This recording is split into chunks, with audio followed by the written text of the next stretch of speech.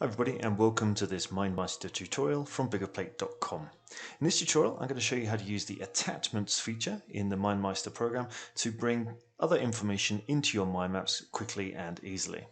So the attachments feature in MindMeister is going to enable you to attach files into your mind maps, but also website links into your mind map topics. So with files, you can actually add as many attachments as you like to each topic. So you can add several PDFs, other documents to one topic.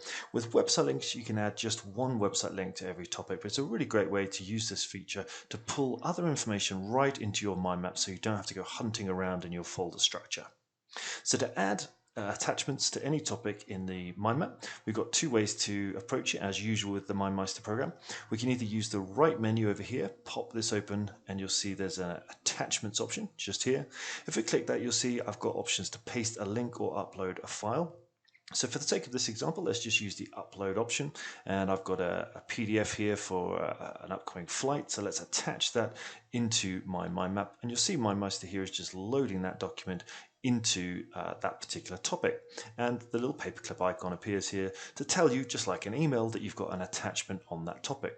Now, as I mentioned, we can add actually more than one file to any topic. So if again I use that same right hand menu that's still open and say add another attachment from my desktop, I think I've got something else here. Here's a contract of some sort that I can add in there as well, and you'll see again that's uploading, and I've now got two attachments added to one topic, and you'll see again here MindMeister actually tells me I've got two there.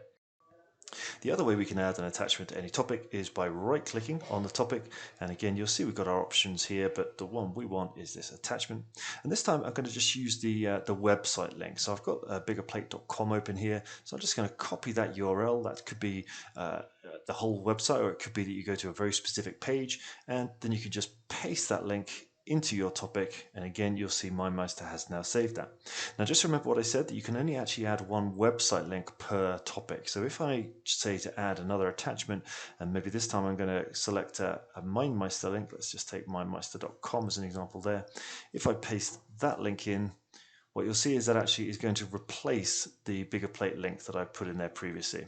So as I said here, with website links, you're limited to one per topic, but with files, PDFs, things like that, it seems you can add really as many as you need.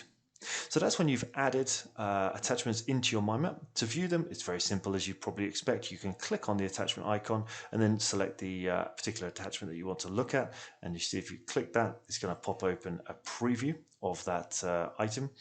That's an airline ticket, so we don't really need that to load up. Or you've also got options to click that, and then even just sit on there, we can actually download that file onto our computer locally if we so choose. So we've got options to open, download, and jumping straight ahead then, we've also got the option to remove those attachments in much the same way. So we can click on the paperclip icon, we can hit the little ellipses here, and we can actually say let's remove that particular attachment from that topic. Maybe where we've got more than one item, we don't want to remove all of them, but perhaps we would just want to remove one. The same principle applies. We can click the icon, hit down here to say remove, and it's just going to leave that one remaining attachment.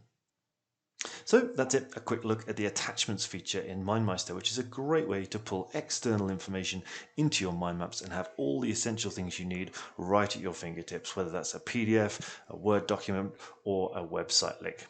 I hope you find this video useful, and if you'd like to find more resources to help you go further with MindMeister, then just pop over to biggerplate.com.